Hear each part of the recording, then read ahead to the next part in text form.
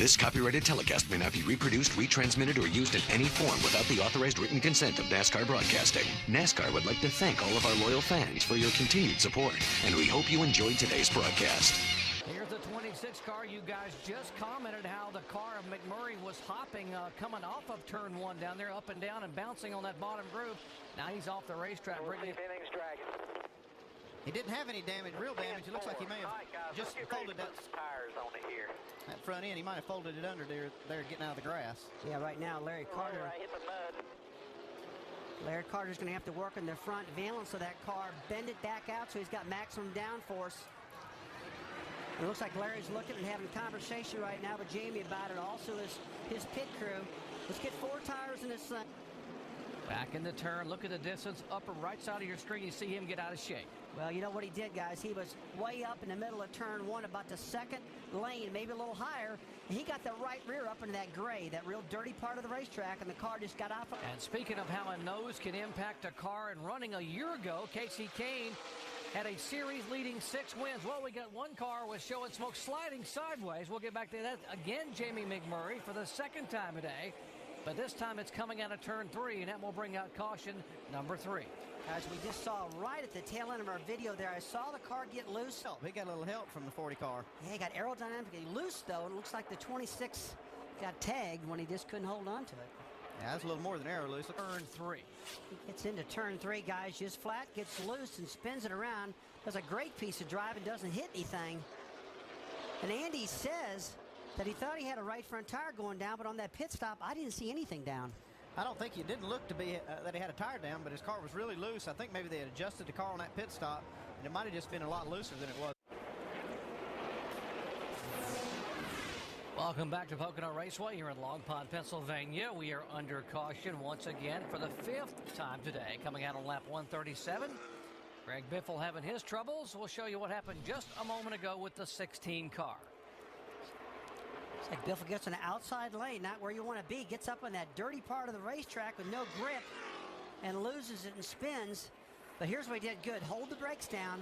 Don't slide back up to the track. Another angle right there as he exits the corner, just way too high as he exited turn 2. And you saw him wiggling his car back and forth like maybe it was low on fuel. I think he was just trying to get on pit road, but he just couldn't. He couldn't turn the wheel left because he was sideways there. He had the 6 car stuck right up behind him, kind of lifted him off the ground. Oh, got trouble. 6 car spun off turn 1. And there's a 6 car. David Reagan spins around and gets it down in the grass, and the caution will wave here on lap 172 for the 6th time today. Just got a flat tire here coming to see you. Can't tell which tire's flat. I tell you what, that's exactly what. 4 tires on 4. It's exactly what Dale Earnhardt Jr. needed to get right on the bumper of Kurt Busch, Denny Hamlin, Jeff Gordon, Stewart. It helps all of these guys. This caution did. This baby's a race again, guys. These guys have already made their last pit stop, so we won't see them on pit road. You might see some of the guys back there in the pack come in and try some things, but you won't see these leaders in. Here's what happened here just a moment ago. The 6 cars hustling off the tunnel turn, and the car just loops around right in front of Kyle Busch. Kyle does a great job getting by David Reagan right there. These 2 guys are racing pretty hard. They raced hard off turn 3. David Reagan got in front of Kyle Busch, and we see him here. And he just... Rusty Wallace, folks, expert analysis about what's happening here in the battle for 5th position. And Jimmy Johnson, despite the gremlins they battle today, still now coming back and having a great top 5 run. All kidding aside, Jimmy Johnson is flying, and here this 5 car flying. Oh, we got a big crash. Big one down here, and David Gilliland, who's had such a great run. The 26 car, Jamie McMurray for the 3rd time. Reed Sorensen and the 41's involved, as is David Vickers. I know what you meant, Jerry. You meant Brian Vickers, sorry. didn't you? Yeah, I'm looking at 2. How about Brian Vickers? That's even better. That does sound better. It was a big mess down there, I'll give you that. I'm still thinking about they were all kitty mixed up. Yeah. That stuff to get a flat tire. Here's what happened a moment ago. Carl Edwards gets into the back of Casey Mears, turns him in that tunnel turn, and that's the worst place you can get hit in the rest. Yeah, I tell you what. Yeah, it's been a great run for Clint today, and one of the things that he commented this week when people were asking him about making it to the chase for the Nextel Cup, and he said, you know what, all the tracks coming up I think will be pretty good. Maybe aside from Watkins Glen. Well, that's next week. He's not the world's greatest road racer, although he's improving every time. Our good week. Very important to pad Clint Boyer's opportunity before next week. He's within 4 laps of getting a good finish here and going into Watkins Glen, and he's in a solid spot in the points. He's 10th place as they run right now in the points. Boy, I tell you, look at this group right here. They're all locked together. Kyle Busch, Matt Kenseth, Ricky Rudd, and Ricky's starting to work the inside lane. He's down in that clean air also to make that pass. Matt is 12th, 13th, and 14th, and Rudd is trying to take the 13th spot away. Matt Kenseth just not had a good day. He just kind of struggled all day long. He tried to get up. He was actually in the top 10 for just a short time, but he just not been able to put anything solid together. Boy, I tell you, these guys are getting racy. 4 laps to go, and they know they're running out of time. They can't give up any more positions. Because generally, Ricky made that pass, and Kenseth's working that outside, making it rough on him right now. So go down this long straightaway right here. And it's just a drag race, and to get down in here and get down hard on the brakes. Shannon? Well, yeah, Matt Kenseth, like I said earlier, had moved all the way up to 3rd, but it's really been a tough race for him. He's had no grip on these tires, very frustrated. Told Robbie Reiser that he just can't find any speed with that car, and really frustrated with the run right now. Okay, then you got Ricky Rudd setting up.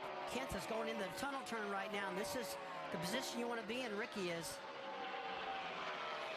Kenseth's holding tough, but Ricky can't get Arrow loose now. He's got to stay away from him like he's doing, like this veteran knows to do. 2 pros going at it side by side right here. This is fun to watch. Another drag race down into turn 3 right now, the last turn leading to the front straightaway. And Matt is just not giving him anything.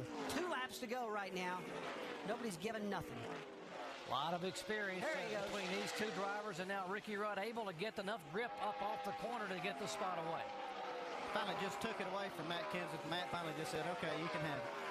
If you want it that bad, go ahead and take it. And while we're saying that, Kurt Busch has checked out to 3.84 second lead on the field. This looks like it's Kurt Busch's day right now, guys. I don't want to jinx it, but boy, that's a big lead he's got. And that car has been so dominant throughout the day, it's unreal. He's led 173 laps of 198. Kurt Busch in the 2 car. It has been 52 races since Kurt Busch has gone to victory lane. It was in Bristol, Tennessee back in March of 2006. He's been waiting a long time to see the white flag with him at the head of the field. I tell you what, it's been a battle of the beer cars late in the race with Kurt Busch, and Dale Earnhardt Jr. looks like the blue car is going to win that battle today. The Miller Lite car of Kurt Busch. His car started on the front row. Dale Earnhardt Jr. on the pole. But boy, did Junior come back with that shock change. And boy, I tell you, Jeff Gordon, he knows he's out of time. He's going to try to get all he can out of Denny Hamlin. This is the final lap. Battle for 3rd spot. Gordon trying to get inside of Hamlin to take the spot away to have back-to-back 3rd place finishes in that car. He got 3rd in Indianapolis, but here's the guy who has been the one to watch all day long. Total domination for Kurt Busch. As he comes through the turn, it would be the 59th win for Roger Penske. And after a 51-race winless streak, Kurt Busch takes the win at Pocono Raceway.